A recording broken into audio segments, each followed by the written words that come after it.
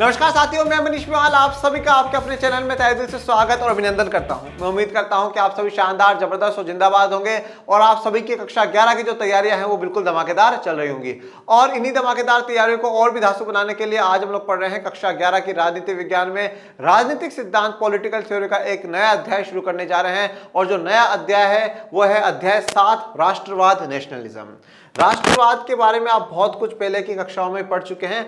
वहां राष्ट्रवाद जो पढ़ा और इस राष्ट्रवाद के जो हम यहाँ पे कॉन्सेप्ट की चर्चा करेंगे, क्या है राष्ट्रवाद, बड़ा महत्वपूर्ण और बड़ा अच्छा चैप्टर है। और आज इसी अध्याय का आज है हमारा लेक्चर नंबर 1।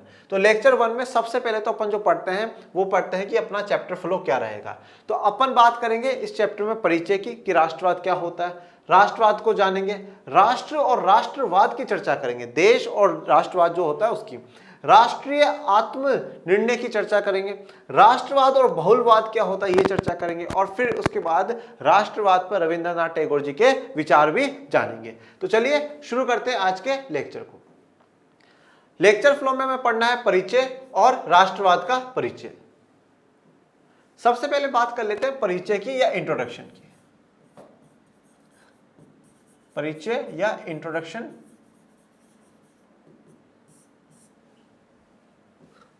इस अध्याय में हम राष्ट्र और राष्ट्रवाद से संबंधित विचारों की जानकारी हासिल करेंगे और उन पर चर्चा करेंगे। तो ये जो अध्याय है ना हमारा, ये वाला जो चैप्टर है, ये किसकी बात करता है? ये राष्ट्र की बात करता है और राष्ट्रवाद से संबंधित विचारों की चर्चा करता है। और देखो, जैसे कि मैंने आप लोगों को पहले ही एक्सप्लेन कर रखा है, जहां पर ये वाद शब्द लग जाता है, ये वाद किस चीज को दर्शाता है? ये विचारधारा को दर्शाता है, ये आइडियोलॉजी को दर्शाता है, विचारधारा।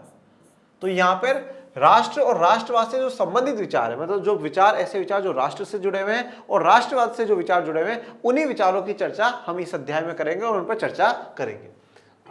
हमारे लिए यहाँ ये समझने का अधिक महत्व नहीं है कि राष्ट्रवाद का उदय क्यों हुआ और इससे जुड़े कार्य क्या हैं। देखिए, जो कक्षा 10 में आप लोगों ने इतिहास पढ़ा होगा, ठीक है, चाहे वो मुझसे पढ़ा चाहे किसी से पढ़ा तो होगा ही। और भारत में राष्ट्रवाद आपने चैप्टर 2 पढ़ा होगा। यूरोप में राष्ट्रवाद का उदय आपने पढ़ा। तो आपने जब भारत में राष्ट्रवाद भी पढ़ा तो आपको बताया गया था कि राष्ट्रवाद का उदय कैसे हुआ, क्यों भारत में राष्ट्रवाद का उदय हुआ, यूरोप में जो है राष्ट्रवाद का उदय कैसे हुआ। तो ये राष्ट्रवाद का उदय क्यों हुआ ये हमें यहाँ पर नहीं जानना है, उसके पीछे के क्या कारण है ये हमें नहीं जानना है, और उससे राष्ट्रवाद से जुड़े जो कार्य थे वो क्या थे वो भी हमें नहीं जानना है। हमें एक्चुअल में यहाँ पर जो बात करनी है, राष्ट्रवाद के कॉन्सेप्ट की बात करनी है। हमें कॉन्सेप्ट को समझना है, वो राष्ट्रवाद क्या काम कर रहा है, कब कौन से देश में उदय हुआ, क्या कारण था, ये नहीं जानेंगे। राष्ट्रवाद हर देश में अलग अलग कारणों के कारण उदय हुआ है। भारत में उदय हुआ इसलिए हुआ कि ब्रिटिश सत्ता को भगाना है, ब्रिटिश सत्ता को यहां से हटाना है। फ्रांस की क्रांति आप लोगों ने पढ़ी, तो फ्रांस में जो राष्ट्रवाद उदय हुआ वो क्यों हुआ? क्योंकि जो राजा है वो अत्याचार कर रहा है, राजा गलत कर रहा, तो राजा को हटाना है, तो उसके लिए राष्ट्रवाद उदय हुआ। तो राष्ट्रवाद उदय क्यों हुआ वो हमें नहीं पढ़ना, वो आप कक्षा 10 तक पढ़ चुके हो, 9th में 10th में इनमें पढ़ चुके हो, वो नहीं पढ़ना। हमें तो एक्चुअल में ये राष्ट्रवाद का मायने क्या है, इसका अर्थ क्या है, और ये राष्ट्रवाद का जो कॉन्सेप्ट है वो कॉन्सेप्ट को समझना है। क्योंकि कॉन्सेप्ट, पॉलिटिकल थ्योरी क्या है? पॉलिटिकल थ्योरी विचारों की किताब है, विचार समझाती है। तो ये जो राष्ट्रवाद का विचार है, इस विचार को भी हम समझेंगे। जैसे आपने समाजवाद को समझा, आपने पूंजीवाद को समझा, आपने उदारवाद को समझा, आपने अलग अलग जो विचारधारा है उनको समझा, उसी प्रकार से हम राष्ट्रवाद की भी बात करेंगे। पर जब हम राष्ट्रवाद की बात करते हैं तो हमारे दिमाग में किसी देश के झंडे, वहां का नेशनल एंथम, ये सब कुछ आता है। तो जैसे यहाँ पर अमेरिका का झंडा आपको दिखाया गया है। बल्कि हमारे लिए राष्ट्रवाद के बारे में सावधानी पूर्वक सोचना और इसके साथ इसमें निहित अधिकारों और आकांक्षाओं की परख करना महत्वपूर्ण है। तो यहाँ पर राष्ट्रवाद का उदय हुआ ये जानना जरूरी नहीं है। अब यहाँ पे ये जरूरी है कि हम उसके बारे में सावधानी पूर्वक सोचें कि एग्जैक्टली राष्ट्रवाद क्या है, और उसके साथ उसमें कौन कौन से अधिकार हैं उनकी चर्चा करें, आकांक्षाएं क्या है उनकी परख करें। राष्ट्रवाद क्या है, उसके अधिकार, आकांक्षाएं, इनकी परख करना अभी महत्वपूर्ण है। अब ये अध्याय जब हम पढ़ लेंगे पूरा तो हमें क्या क्या पता चल जाएगा। हम राष्ट्र और राष्ट्रवाद की अवधारणाओं को समझने लगेंगे कि राष्ट्र और राष्ट्रवाद की अवधारणा, ये कॉन्सेप्ट क्या है, इसको हम समझने लग जाएंगे। राष्ट्रवाद की शक्ति और सीमाओं को स्वीकार करने, तो राष्ट्रवाद की शक्ति और जो सीमा है मतलब वो जानने लग जाएंगे। लोकतंत्र एवं राष्ट्रवाद के बीच संबंध सुनिश्चित करने की जरूरत को स्वीकार करने में समर्थ हो सकेंगे। लोकतंत्र और राष्ट्रवाद के बीच जो संबंध है उसको सुनिश्चित करने में हम स्वीकारी कर लेंगे। तो जैसे यहाँ पे देखिए, ये अमेरिका का दिखाया है, ये फ्रांस का दिखाया है, ये और देश का दिखाया है, इस प्रकार से। अब चलिए, अब हम मेन टॉपिक पे आ जाते हैं। वो अपना एक बेसिक सा जो था कि इस अध्याय में क्या क्या है क्या नहीं, वो सब कुछ। अब हम बात कर रहे हैं राष्ट्रवाद का परिचय, या हम इसको कहते हैं इंट्रोडक्शन ऑफ नेशनलिज्म। तो जैसे मैंने आप लोगों को बताया कि जहां वाद लग रहा है वो किसी विचारधारा को दर्शा रहा है, विचारधारा मतलब विचारों की चर्चा करता है। राष्ट्रवाद की जब जब बात आती है हमारे दिमाग में क्या आता है साहब, हमारे देश का तिरंगा, हमारे देश का राष्ट्रीय गीत, हमारे महापुरुष, आज़ादी के लिए संघर्ष, ठीक है, ये सब क्या है, राष्ट्रवाद है। और राष्ट्र के प्रति प्रेम की भावना, राष्ट्र को सदैव आगे लेकर के चलने की भावना, ये भी राष्ट्रवाद है। परंतु राष्ट्रवाद सिर्फ और सिर्फ इतना छोटा सा ही कॉन्सेप्ट नहीं है बेटा, ये भी राष्ट्रवाद का भाग है। बिल्कुल सही बात है कि हम हमारे देश से प्रेम करें, हमारे देश को आगे ले जाने के लिए सोचें, हमारे देश के लिए निरंतर काम करते रहें, मेहनत करते रहें, ये सब राष्ट्रवाद है। परंतु राष्ट्रवाद इनसे और भी आगे है, जिसको हमें इस चैप्टर में पढ़ना है। मतलब कक्षा 11 में आर्ट्स लेने के बाद, पॉलिटिकल साइंस लेने के बाद पॉलिटिकल थ्योरी किताब का महत्व इसीलिए तो बढ़ जाता है, जिन चीजों को हम इतना समझते हैं सच में वो इतनी होती है, और जब हम इतनी को जानते हैं तो हमारा समाज में सम्मान ऑटोमेटिकली बढ़ जाता है। तो आज हम एक ऐसी विचारधारा पर चर्चा करेंगे जिसका नाम राष्ट्रवाद है। वह राष्ट्रवाद जो आज़ादी के संघर्ष के दौरान देखने को मिला, वह राष्ट्रवाद जो बहुत बार देश में देखने को मिलता है, भारतीयों में देखने को मिलता है, हर व्यक्ति में देखने को मिलता है, और जो देखना भी चाहिए। और इनके अलावा राष्ट्रवाद क्या है वो भी इस अध्याय में आज जानेंगे। राष्ट्रवाद शब्द के प्रति आम समझ क्या है? देखो, जब भी कहीं बात आती है, राष्ट्रवाद की बात आती है, तो सीधी सी आम समझ क्या है, लोग क्या सोचते हैं, क्या है राष्ट्रवाद? तो सीधा सा मुद्दा है, अगर मोटे तौर पे जनता की राय ले तो हम इस सिलसिले में देशभक्ति, राष्ट्रीय ध्वज, देश के लिए बलिदान जैसी बातें सुनेंगे। अब अगर किसी से पूछ लो भाई राष्ट्रवाद क्या है, तो बोले भाई देशभक्ति, देश की भक्ति करनी, देश के बिल्कुल देशभक्ति वाले गानों में झूम जाना, डूब जाना, बस वह सबको है, वो राष्ट्रवाद है। ठीक है, उसके अलावा राष्ट्रीय ध्वज, उसका सम्मान करना, और करना भी चाहिए, इसमें कोई डाउट वाली बात नहीं है। राष्ट्रीय ध्वज तो वहां जब बात आती है तो ये कहते हैं हम राष्ट्रवाद है। देश के लिए बलिदान दे देना जैसी बातें सुनेंगे तो ये भी राष्ट्रवाद है, ये भी नेशनलिज्म। मैं फिर कह रहा हूं, ये जो चीजें हैं, देशभक्ति, राष्ट्रीय ध्वज, देश के लिए बलिदान, ये राष्ट्रवाद का एक अंग है, इंपॉर्टेंट है, मैं मानता हूं, हम मना नहीं कर रहे, परंतु इसके अलावा भी राष्ट्रवाद की और धारणा है, उनकी चर्चा हमें यहां करनी है। मतलब राष्ट्रवाद एक ब्रॉड कॉन्सेप्ट है, एक बड़ा कॉन्सेप्ट है, और उसी कॉन्सेप्ट को हमें यहाँ पे समझना है। यहाँ पे जैसे लोगों के दर्शाया गया है, दिल्ली में गणतंत्र दिवस की परेड भारतीय राष्ट्रवाद का बेजोड़ प्रतीक है। यह प्रतीक सत्ता और शक्ति के साथ विविधता की भावना को भी प्रदर्शित करता है। कई लोग इस विविधता को भारतीय राष्ट्र से जोड़ते हैं। अब दिल्ली में अगर आप गणतंत्र दिवस की परेड देखेंगे, ठीक है, जैसे कि गणतंत्र दिवस कब मनाया जाता है, 26 जनवरी को मनाया जाता है। तो 26 जनवरी को दिल्ली में क्या होती है, परेड होती है। ठीक है, जैसे आप ये परेड की आपको तस्वीर यहाँ पर दिखाई जा रही है, परेड होती है। इसके अलावा झांकियाँ भी निकलती है, जो अलग अलग राज्य हैं वो अपनी झांकियाँ निकालते हैं, अलग अलग जो मिनिस्ट्री हैं वो अपनी झांकियाँ निकालते हैं, उसमें अलग अलग चीज़ें दिखाते हैं। तो ये गणतंत्र दिवस की जो परेड है, ये सत्ता और शक्ति का तो प्रतीक है ही। वहाँ पे सत्ता और शक्ति को दिखाया जा रहा है कि देखो साहब, इतनी हमारे पास सत्ता, इतनी शक्ति, ये हमारी इतनी आर्मी फोर्स है, ये सब कुछ दिखाया जा रहा है। उसके साथ विविधता की जो भावना है उसको भी प्रदर्शित किया जाता है। अलग अलग राज्य अपने हिसाब से झांकियाँ तैयार करके लाते हैं। वो झांकियाँ जब वहाँ से प्रदर्शित होती है, वहाँ का जो मुख्य अतिथि आए होते हैं बाहर के देशों से, वो देखते हैं, देखिए भारत के कल्चर में ये है, भारत के कल्चर में ये है, तो विविधताओं का भी वहाँ पर प्रदर्शन होता है। तो जब कई लोग इस विविधता को भारतीय राष्ट्र से जोड़ते हैं, लेकिन अगर हम गहराई में जाने की कोशिश करें तो पाएंगे कि राष्ट्रवाद की सुस्पष्ट और सर्वमान्य परिभाषा करना आसान नहीं है। परंतु ये हम अपनी आम जो भाषा है कि हाँ साहब, देशभक्ति होना, राष्ट्रीय झंडे के लिए सम्मान होना, देश के लिए जिन्होंने बलिदान दिया है उनके लिए सम्मान होना, ये सब राष्ट्रवाद है, बिल्कुल है। परंतु राष्ट्रवाद की एक सुस्पष्ट, बिल्कुल सही और सर्वमान्य, मतलब जिसको सब मान ले, ऐसी परिभाषा देना आसान नहीं है, ये डिफिकल्ट काम है। तो अब क्या डिफिकल्ट है तो छोड़ दे गुरुजी? नहीं, छोड़ना तो नहीं है। इसका यह मतलब नहीं कि हमें अपना प्रयास छोड़ देना चाहिए, नहीं। हम जो राष्ट्रवाद की अगर एक सुस्पष्ट परिभाषा नहीं है तो इसका मतलब है राष्ट्रवाद बड़े मायनों में फैला हुआ है, और उस बड़े मायने को, उस बड़े कॉन्सेप्ट को हमें समझना है कि एग्जैक्टली राष्ट्रवाद क्या है। सीधा सा अगर हम एक कॉन्सेप्ट की बात करें, हम ये कह रहे हैं जो हमारी भावना है, हमारी भावना राष्ट्र के प्रति, देश के प्रति है, वह राष्ट्रवाद है, वह राष्ट्रवाद है। परंतु अब एक चीज देखिए, जैसे फॉर एग्जाम्पल आज ये कोई भी एक देश है, जैसे अपन कहते हैं ये एक्स कंट्री है। अब ये एक्स देश में रहने वाला हर व्यक्ति एक्स देश के प्रति वफादार हो, बिल्कुल होना चाहिए। एक्स देश के प्रति जान दे भी दे और दूसरे की ले भी ले, इतनी वफादारी होनी चाहिए, पूरा डेडिकेशन एक्स देश के प्रति होना चाहिए। पर जब हम देखते हैं कि अलग अलग देशों में अलगाववादी आंदोलन चलते हैं, अलगाववादी आंदोलन का मतलब क्या होता है, जो उस देश से अलग होना चाहते हैं, जो सेपरेट होना चाहते हैं।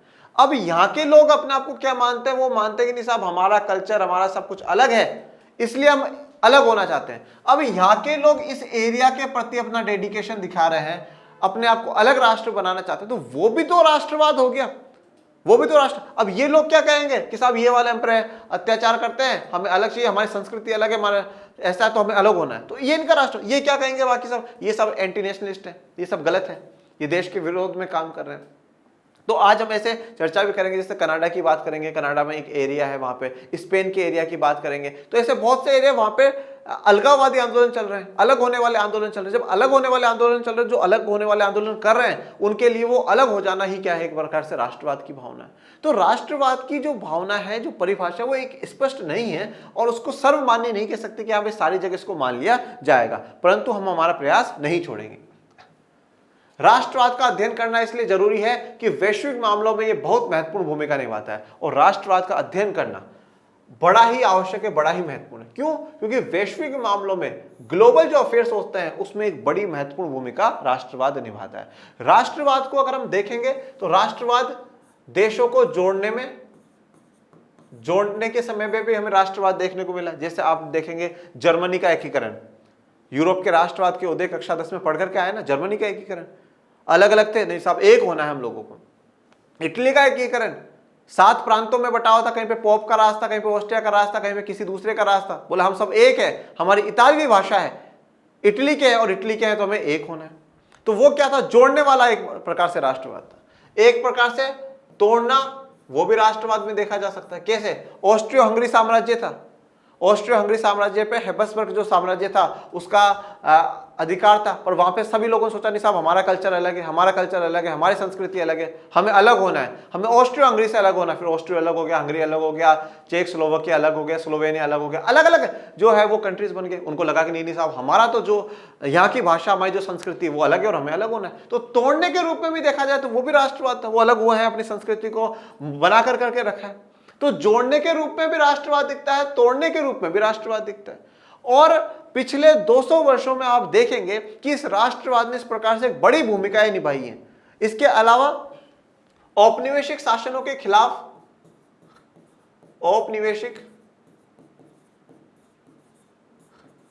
औपनिवेशिक शासनों के खिलाफ, उदाहरण भारत में देख लीजिए। तो भारत में राष्ट्रवाद की भावना क्यों? क्योंकि ब्रिटिश सत्ता को भगाना है, ब्रिटिशर्स को भगाना है। एशिया अफ्रीका के अनेकों देशों में जो राष्ट्रवाद का भाव उदय हुआ वो क्यों हुआ? कि औपनिवेशिक जो शासन है, जो उपनिवेशवाद चल रहा है, जो ये यूरोप के देश हम पर राज कर रहे हैं और हमें गुलाम बना करके रखा, अब ये नहीं चलेगा और हमें इनसे क्या चाहिए? आजादी चाहिए। तो यहां पर भी राष्ट्रवाद है, यहां पर भी लोगों का राष्ट्रवाद है और यहां पर भी लोगों का राष्ट्रवाद है। अब बताओ आप क्या परिभाषा दोगे? कि सिर्फ देश को जोड़ने का काम करे वो राष्ट्रवाद है, तो फिर ये वाली परिभाषा ठीक है, और तोड़ने का है तो फिर ये वाली ठीक है। तो किस परिभाषा की? राष्ट्रवाद हर जगह अपनी अपनी जगह अलग अलग बात रखता है। तो वैश्विक मामलों में इसने एक बड़ी महत्वपूर्ण भूमिका निभाई है।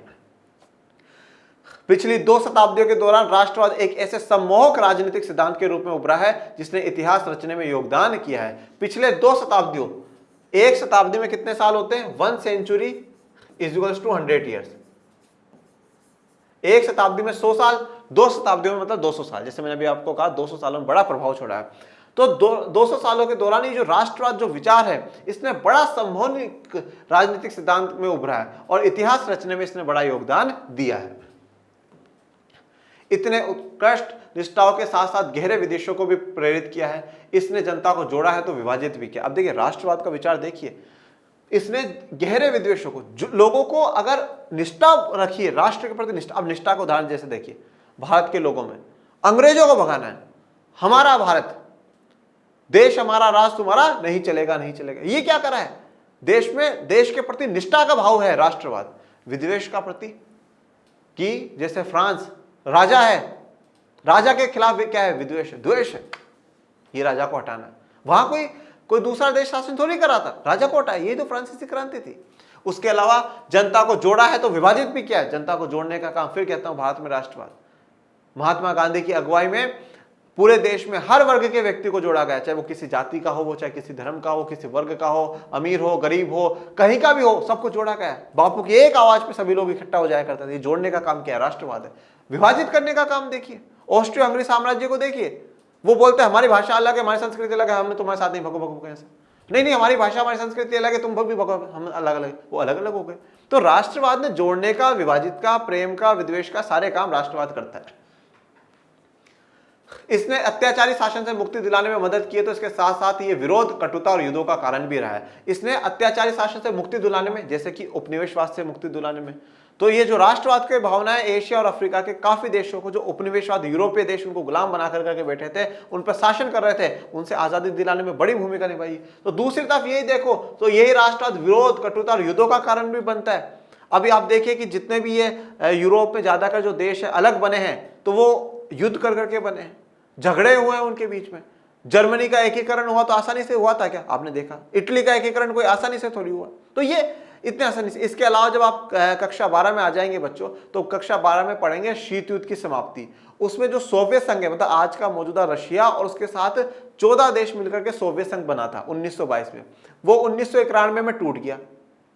खूब युद्ध हुए, सब कुछ हुआ, फिर 1991 में फाइनली वो टूट गया। तो ये विरोध, कटुता, युद्धों का भी कारण है। ये विरोध प्रदर्शन की तस्वीर है आपके सामने। साम्राज्यों, राष्ट्रों के ध्वस्त होने का भी ये एक कारण रहा है। अब देखो, राष्ट्रों को जोड़ने का काम करा है, तो साम्राज्य जो है, पूरे एम्पायर है, और जो राष्ट्र है उनको ध्वस्त होने का भी एक कारण बना है। मतलब जो साम्राज्य, पूरे के पूरे जो एम्पायर हुआ करते थे, उनको ध्वस्त, उनको खत्म करने का काम करा है। जैसे उदाहरण के तौर पे अब फ्रांस में जो शासन चला करता था राजा महाराजाओं का, वो उनका पूरा साम्राज्य था, खत्म कर दिया।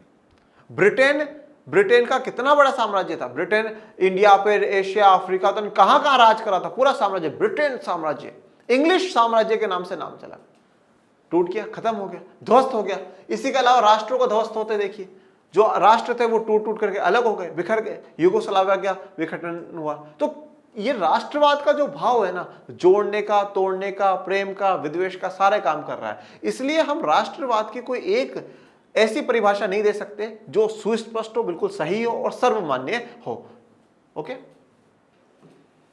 राष्ट्रवादी संघर्षों ने राष्ट्रों और साम्राज्यों की सीमाओं के निर्धारण, पूर्ण निर्धारण में योगदान किया है। आज भी दुनिया का एक बड़ा भाग विभिन्न राष्ट्र राज्यों में बटा हुआ है। अब राष्ट्रवादी संघर्षों में देखें तो राष्ट्रों और साम्राज्यों की सीमाओं का निर्धारण हुआ है, और यह पूर्ण निर्धारण भी हुआ है। मतलब कोई राष्ट्र, साम्राज्य की सीमाएं बनी, फिर से वो बढ़ी या घटी, इस प्रकार से हुआ है। और दुनिया का एक बड़ा भाग विभिन्न राष्ट्र राज्यों में आज बटा हुआ है। अब आज के समय में अलग अलग राष्ट्र राज्य बन चुके हैं, अलग अलग राष्ट्र बन चुके हैं। हालांकि राष्ट्रों की सीमाओं के पूर्ण संयोजन की प्रक्रिया अभी खत्म नहीं हुई है, और मौजूदा राष्ट्रों के अंदर भी अलगाववादी संघर्ष आम बात है। अब हालांकि राष्ट्रों की सीमाओं का पूर्ण संयोजन अभी तक पूरा नहीं हुआ, यह प्रक्रिया अभी भी जारी है। अभी भी ये जो प्रक्रिया है, ये प्रोसेस चल रहा है, और अभी भी काफी राष्ट्रों में क्या अलगाववादी जो संघर्ष है वो चल रहे हैं। मतलब किसी देश में वहां से अलग होने के लिए जो संघर्ष है वो चल रहे हैं। जैसे कि मैंने आपको उदाहरण कनाडा का दिया है, स्पेन का दिया है, श्रीलंका में जो तमिलों का है, जो आपने कक्षा 10 में भी पढ़ा है कि वहां पर अलगाववादी आंदोलन चला, वो अलग होना चाहते हैं। तो ऐसे अलगाववादी संघर्ष आज भी चल रहे हैं, और जब ये अलगाववादी संघर्ष चल रहे हैं तो कहीं ना कहीं ये संभावना है कि किसी राष्ट्र राज्य की फिर से जो सीमा है वो निर्धारित होगी, फिर से पूर्ण निर्धारित होगी, फिर से वो सीमाएं बनेगी। राष्ट्रवाद कई चरणों से गुजर चुका है। उदाहरण के लिए 19वीं शताब्दी के यूरोप में इसने कई छोटी छोटी रियासतों के एकीकरण से वृहत राष्ट्र राज्यों की स्थापना का मार्ग प्रशस्त किया। अब देखिए, राष्ट्रवाद कई चरणों से गुजर चुका है। राष्ट्रवाद एक फेज से नहीं, काफी फेजेस से गुजर चुका है। जैसे कि 19वीं शताब्दी में अगर आप देखें, 19th सेंचुरी में अगर आप देखेंगे, तो यूरोप में जो छोटी छोटी रियासतें हैं उनको मिलाकर करके बड़े राष्ट्र की स्थापना करने में भी इसने बड़ी भूमिका निभाई है। जैसे कि यूनिफिकेशन ऑफ जर्मनी, जर्मनी का एकीकरण करा, यूनिफिकेशन ऑफ जर्मनी, जर्मनी का एकीकरण करा। उसके अलावा यूनिफिकेशन ऑफ इटली, इटली का एकीकरण करा। तो जो छोटे छोटे में विभाजित थे, उन सबको जोड़ करके एक बड़ा राष्ट्र राज्य बनाने का भी काम यहां पर राष्ट्रवाद ने करा है। आज के जर्मनी और इटली का गठन, एकीकरण और सुदृढ़ीकरण की इसी प्रक्रिया के जरिए हुए हैं। तो देखिए, जो आज का जर्मनी है और आज का जो इटली है, उनका गठन इसी प्रक्रिया के, इसी राष्ट्रवाद की देन है। जैसे ये जर्मनी और ये इटली, तो इटली का आपको जैसे मैंने लास्ट ईयर भी पढ़ाया था कि भैया ये जैसे ये दो किसी के अंडर में, ये किसी के अंडर में, ये ऑस्ट्रिया हंगरी के, ये पोप के, ऐसे तो सबके अलग अलग बटे हुए थे, फिर बाद में एकीकरण किया गया है। लातिनी अमेरिका में बड़ी संख्या में नए राज्य भी स्थापित किए गए थे। राज्य की सीमाओं के सुदृढ़ीकरण के साथ स्थानीय निष्ठा और बोलियां भी उत्तरोत्तर राष्ट्रीय निष्ठाओं एवं सर्वमान्य जनभाषाओं के रूप में विकसित हुई। अब लातिनी अमेरिका मतलब जो दक्षिणी अमेरिका है वहां पे, बड़ी संख्या पर नए राज्य जो हैं वो स्थापित करे गए और राज्यों की सीमाओं के साथ वहाँ पे स्थानीय निष्ठाएं, मतलब वहाँ की जो स्थानीय लोकल है, जो डेडिकेशन है, जो वहाँ पे समर्पण है, वो देखने को मिला। वहाँ की जो बोलियां हैं वो भी लगातार जो है विकसित होती गई है। नए राष्ट्र के लोगों के ने नई राजनीतिक पहचान अर्जित की जो राष्ट्र राज्य की सदस्यता पर आधारित थी। पिछली शताब्दी में हमने अपने देश को सुदृढ़ीकरण की ऐसी ही प्रक्रिया से गुजरते देखा है। देखें, अब नए राष्ट्रों के जो लोग हैं उन्होंने एक नई राजनीतिक पहचान अर्जित कर ली। ठीक है, एक नई राजनीतिक पहचान अर्जित कर ली और वो नई राजनीतिक पहचान किस पर है? राष्ट्र राज्य की सदस्यता पर। राष्ट्र राज्य की सदस्यता का मतलब क्या हो गया? आपको एक उसकी नागरिकता मिल गई, जो कि आप लास्ट चैप्टर पढ़ करके आए हो। तो अब एक नई राजनीतिक पहचान अर्जित कर ली गई है जो कि राष्ट्र राज्य की जो सदस्यता है उस पर आधारित है कि साहब मैं इस देश में रहता हूं तो अब ये मेरी पहचान हो गई, मैं उस देश में रहता हूं मेरी ये पहचान हो गई। पिछली शताब्दी में हमने अपने देश के को सुदृढ़ीकरण की ऐसी ही प्रक्रिया में गुजरते देखा। तो पिछली शताब्दी की अगर हम चर्चा करें तो उसमें हमारे देश को भी इसी प्रकार से यूनिफाइड होते हुए, एक होते हुए हम लोगों ने देखा, जहाँ पे 565 जो रजवाड़े थे वो भारत का हिस्सा थे, परंतु ब्रिटिशर्स ने चालबाजी के द्वारा उनको ऑप्शन दिया कि साहब आप आज़ाद हो जाइए, परंतु भारत में सरदार वल्लभ भाई पटेल जी की बड़ी अहम भूमिका के साथ ज़्यादातर जो रजवाड़े हैं वो भारत में विलय हो जाते हैं। तो एकीकरण जो है हमने वहाँ पर देखा है। आप कक्षा 12 में भी टॉपिक पढ़ेंगे कि रजवाड़ों का विलय, इंटीग्रेशन ऑफ प्रिंसली स्टेट्स जो है वो आप पढ़ेंगे। लेकिन राष्ट्रवाद बड़े बड़े साम्राज्यों के पतन में भी हिस्सेदार भी रहा है। तो देखिए, अब जहां पर जोड़ने का काम करा है राष्ट्रवाद ने, जर्मनी का एकीकरण करा, इटली का एकीकरण करा, भारत में ये जो पिछली शताब्दी में उपनिवेश के खिलाफ आंदोलन चले, पूरे भारत को एक करने का काम हुआ, यूनाइट करने का काम हुआ, उसके बाद रजवाड़ों को जोड़ने का काम हुआ, ये सारे एकीकरण, यहाँ सब पे क्या भावना आई है? राष्ट्रवाद की भावना आई। सब हमारा राष्ट्र है, हम एक है और हमें एक ही रहना है। पर दूसरी तरफ राष्ट्रवाद को देखें तो उसने बड़े बड़े साम्राज्यों के पतन में भी हिस्सेदारी निभाई है। पतन का मतलब साम्राज्य खत्म हो गए, साम्राज्य पूरे डाउन हो गए, ध्वस्त जो कहते हैं वो सारे साम्राज्य हो गए। तो बड़े बड़े साम्राज्यों के पतन में भी राष्ट्रवाद ने एक बड़ी भूमिका निभाई है। यूरोप में 20वीं शताब्दी के आरंभ में ऑस्ट्रिया हंगेरियाई और रूसी साम्राज्य तथा इनके साथ एशिया और अफ्रीका में ब्रिटिश, फ्रांसीसी, डच और पुर्तगाली साम्राज्य के विघटन के मूल में राष्ट्रवाद ही था। अब देखिए, यूरोप के 20वीं शताब्दी में ऑस्ट्रिया और हंगेरियाई जो साम्राज्य है वो टूटा। क्यों टूटा? क्योंकि वहां के लोगों में ये भाव आ चुका था कि साहब मैं इस भाषा का बोलने वाला हूं, मैं इस एरिया में रहने वाला हूं और हमें हमारे एरिया को, हमारे भाषा को, इन ये जो साम्राज्य है, जो हैबसबर्ग साम्राज्य है जो वहां पर रूल कर रहा है, उससे आजाद करवाना है हम लोगों को। नहीं, राष्ट्रवाद का तो भाव था साहब मेरी भाषा, मेरे संस्कृति, मेरे लोग, मेरा एरिया, ये राष्ट्रवादी था कि वहां अपनी उसके प्रति निष्ठा होना। तो इसमें क्या करा? इस राष्ट्रवाद ने ऑस्ट्रिया हंगरी साम्राज्य को पूरा तोड़ करके रख दिया, डिवाइड कर दिया, बांट दिया। इसी प्रकार से आप रूसी साम्राज्य देखो, रूसी साम्राज्य में भी देखिए कि पहले तो अगर आप देखें 1917 तक वहां पर राजा का शासन चलता है, उसके बाद वहां पर रूसी साम्राज्य यूएसएसआर में घटित हो जाता है, यूएसएसआर बन जाता है और 1991 में आकर के ये यूएसएसआर जो 15 राष्ट्रों से मिलकर के बना था, सोवियत संघ, ये भी टूट जाता है। यहां पर भी क्या था? लोगों में राष्ट्रवाद का जो भाव है वो आ जाता है। तो सोवियत संघ में जो राष्ट्रवाद का भाव उठा, तो क्यों उठा, कैसे उठा, ये सब जो अपन पढ़ेंगे ये कक्षा 12 में आपके पास पूरा राजनीति विज्ञान में पढ़ाया जाएगा। अब ये तो देखो वहां के देश के लोगों के अंदर, वहां से राजाओं से उनसे मुक्तियों के लिए उसमें विभाजन हुआ है। परंतु अब देखें कि एशिया और अफ्रीका में जो उपनिवेश चल रहा था, कब किसने कर रखा था? ब्रिटिशर्स ने कर रखा था, फ्रांसीसी ने कर रखा था, डच ने कर रखा था। डच का मतलब जो नीदरलैंड के लोग हैं, पुर्तगालियों ने कर रखा था। इन सब ने एशिया और अफ्रीका के लोगों को गुलाम बना रखा था, वहां पर अपनी कॉलोनियां बना रखी थी। अब इन लोगों का जो पूरा साम्राज्य है, ये जो पूरा रूल इन लोगों का चल रहा था, ये जो पूरा रूल भी खत्म हुआ किसके कारण हुआ? राष्ट्रवाद के कारण हुआ।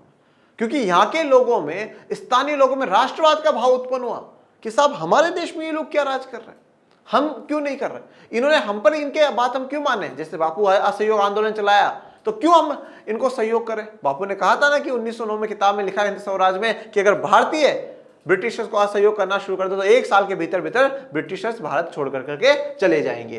तो यहाँ के भारत के लोगों में, यहाँ के लोगों में राष्ट्रवाद की भावना उठी और उसके बाद फिर ब्रिटिश, फ्रांसीसी, डच, पुर्तगाली, इन सभी का जो शासन है एशिया और अफ्रीका से खत्म होता गया। मतलब इन लोगों का क्या था? साम्राज्य थे ना, ब्रिटिश साम्राज्य में साहब हमारा वहां पर भी राज चलता है, हमारा वहां पर भी राज चलता है, हमारा वहां पर भी राज चलता है, ये पूरा साम्राज्य था। इस साम्राज्य को खत्म करने के पीछे कौन है? राष्ट्रवाद है। जहां जहां पर इनका राज चल रहा था वहां पर राष्ट्रवाद की भावना उत्पन्न हुई, साहब हमारा देश नहीं राज करने तक भगा दिया। और ब्रिटिशर्स के लिए भारत इतना महत्वपूर्ण था बच्चों, एक ब्रिटिश के अधिकारी ने कहा कि ब्रिटेन का सारे उपनिवेश अगर हाथ से चले जाए, ब्रिटेन फिर भी सर्वाइव कर जाएगा, ब्रिटेन फिर भी चलता रहेगा। परंतु जिस दिन ब्रिटेन के हाथ से भारत चला जाएगा ना, उस दिन ब्रिटेन का सूर्य अस्त हो जाएगा, ब्रिटेन खत्म हो जाएगा। क्योंकि इतना संपन्न और इतने संसाधन भारत में है कि उसकी धन दौलत के आगे ही ब्रिटेन आगे बढ़ रहा है। तो मतलब बड़ा महत्वपूर्ण स्थान था ब्रिटेन के लिए भारत, जो कि ब्रिटेन को भगा दिया ऐसे, फिर ऐसे ही अलग अलग जगहों से फ्रांसीसी, डच और पुर्तगालियों को। भारत तथा अन्य पूर्व उपनिवेशों के औपनिवेशिक शासन से स्वतंत्र होने के संघर्ष में भी राष्ट्रवादी संघर्ष थे। भारत और बाकी जो देश इनसे आजाद हुए, इन साम्राज्यों से, उन सबके में भी राष्ट्रवादी संघर्ष था। यह संघर्ष विदेशी नियंत्रण से स्वतंत्र राष्ट्र राज्य स्थापित करने की आकांक्षा से प्रेरित था। और यह जो राष्ट्रवादी संघर्ष था वो क्यों था? ये जो विदेशी नियंत्रण है, ये जो बाहर की सत्ता है, ये बाहर की सरकार आकर के जो हम पर कंट्रोल कर रही है, उससे स्वतंत्र होकर के हमें राष्ट्र राज्य की स्थापना करनी है, ये आकांक्षा थी, ये उनकी इच्छा थी। ये जैसे तस्वीर आपको दिखाई है यहाँ पर। राष्ट्रों की सीमाओं के पूर्ण निर्धारण की प्रक्रिया अभी भी जारी है। अब राष्ट्रों की सीमाओं के पूर्ण निर्धारण की अगर हम प्रक्रिया की बात करें तो ये अभी भी जारी है। अभी भी फिर से क्या है, बाउंड्रीज बन रही है, घट रही है, कहीं बाउंड्रीज ज्यादा जा रही है, कहीं कम जा रही है, ये अभी भी चल रहा है। कोई किसी में मिल जाता है, कोई किसी में नहीं मिलता है। तो राष्ट्रों की जो सीमाओं की पूर्ण निर्धारण की प्रक्रिया अभी जारी है। 1960 के दशक से ही सीधे तौर पर सुस्थिर राष्ट्र राज्य भी कुछ समूह या अंचलों द्वारा उठाई गई राष्ट्रवादी मांगों का सामना करते रहे। इन मांगों में पृथक राज्य की मांग भी शामिल है। अब 1960 के दशक से ही देखें तो कुछ राष्ट्र राज्यों में क्या है, पृथक राज्य की जो मांग है वो शामिल है। मतलब पृथक राज्य उस नेशन से, उनसे अलग होने की जो डिमांड है वो है। मतलब अब पूरा अच्छी तरीके से एक राष्ट्र राज्य की स्थापना हो चुकी है, अच्छे प्रकार से पूरा एक राष्ट्र राज्य बन चुका है, एक नेशन स्टेट बन चुका है, तो राष्ट्र का जो पूरा दर्जा है वो मिल चुका है। परंतु अब इस राष्ट्र राज्य में क्या हो रहा है, पृथक, सेपरेट होने की, अलग होने की जो मांग है वो मांगे चल रही है। आज दुनिया के अनेक भागों में हम ऐसे राष्ट्रवादी संघर्षों को देख सकते हैं जो मौजूदा राष्ट्रों के अस्तित्व के लिए खतरे पैदा कर रहे हैं। अब आज दुनिया के अनेक भागों में हम ऐसे राष्ट्रवादी संघर्षों को देख सकते हैं, मतलब वो राष्ट्रवाद की भावना के साथ संघर्ष कर रहे हैं, और ऐसे संघर्ष किसी ना किसी राष्ट्र के अस्तित्व के लिए खतरे बन रहे हैं। क्योंकि भैया वो अलगाववाद की मांग कर रहे हैं, वो अलग होने की मांग कर रहे हैं। तो अब अलग होंगे तो कहीं ना कहीं उस राष्ट्र के लिए तो खतरा ही है ना, सब वो अलग हो जाएंगे, जो सीमा क्षेत्र है वो कम हो जाएगा, सीमा क्षेत्र में फिर से पूर्ण निर्धारण होगा। तो ये कुछ राष्ट्रों के लिए, अस्तित्व के लिए खतरे की बात है। ऐसा पृथकतावादी आंदोलन अन्य जगहों के साथ साथ कनाडा के क्यूबेक वासियों, उत्तरी स्पेन के बास्क वासियों, तुर्की और इराक के कुर्दों तथा श्रीलंका के तमिलों द्वारा भी चलाए जा रहे हैं। भारत के कुछ समूह भी राष्ट्रवाद की भाषा बोलते हैं। देखिए अब कनाडा के क्यूबेक वासी, कनाडा के क्यूबेक, ये वाला जो एरिया आपको ग्रीन ग्रीन में दिख रहा है ना बेटा, ये क्यूबेक एरिया है। कौन सा एरिया? क्यूबेक एरिया है। तो यहाँ के लोग क्या है, डिमांड कर रहे हैं कि साहब हमें कनाडा से अलग होकर करके एक अलग राष्ट्र राज्य बनाने दिया जाए। स्पेन अगर आप देखेंगे तो स्पेन में जो उत्तरी इलाका है उस वाले इलाके में डिमांड चल रही है। तुर्की और इराक के जो कुर्दो समुदाय है वो डिमांड कर रहे हैं। श्रीलंका में तमिलों के आपने पूरा पढ़ ही रखा है कि किस प्रकार से तमिलों ने सिन्हालाओं के खिलाफ विरोध प्रदर्शन करा, और उत्तर पूर्व में उनसे मांग करी कि साहब हमें अलग राष्ट्र राज्य दिया जाए। ठीक है। और कुछ अलगाववादी आंदोलन जो है भारत में भी आपको देखने को मिलेंगे, जो आप कक्षा 12 में पढ़ेंगे कि अलगाववादी आंदोलन हुए। परंतु अलगाववादी जो आंदोलन हुए थे भारत में, उन सभी को भारत ने बड़े शानदार तरीके से शांत करा, और उन लोगों की जो मांग मानने लायक थी उन डिमांड्स को मानना है सरकार ने, और भारत की एकता अखंडता को सदैव बनाए रखा है। आज अरबी राष्ट्रवाद में तमाम अरबी देशों को एक अखिल अरब संघ एकतावत करने की उम्मीद पाल सकता है। अब जितने भी जो अरबी राष्ट्र हैं उनको सबको एक अखिल अरब संघ एकतावाद एक हो सकते हैं। लेकिन बास्क या कुर्द जैसे पृथकतावादी आंदोलन तो मौजूदा राज्यों के विखंडन के लिए ही संघर्षरत है। पर बास्क और जो कुर्द, ठीक है, बास्क आपका कहाँ चल रहा है? स्पेन में, और जो कुर्द चल रहा है वो ईरान, तुर्की में। तो वहां पे जो पृथकतावादी आंदोलन चल रहे हैं वो मौजूदा जो राज्य हैं उनके विखंडन, उनको तोड़ने के लिए ही संघर्षरत है कि साहब हम तोड़ दें और हम अलग राज्य बना करके रहें। हमारे बीच इस सवाल पर सहमति हो सकती है कि दुनिया में राष्ट्रवाद आज भी प्रभावी शक्ति है। ये बात बिल्कुल सही है कि राष्ट्रवाद एक बड़ी प्रभावी शक्ति है। राष्ट्र से जो प्रेम का भाव है ना, उस प्रेम में कुछ भी करवाया जा सकता है।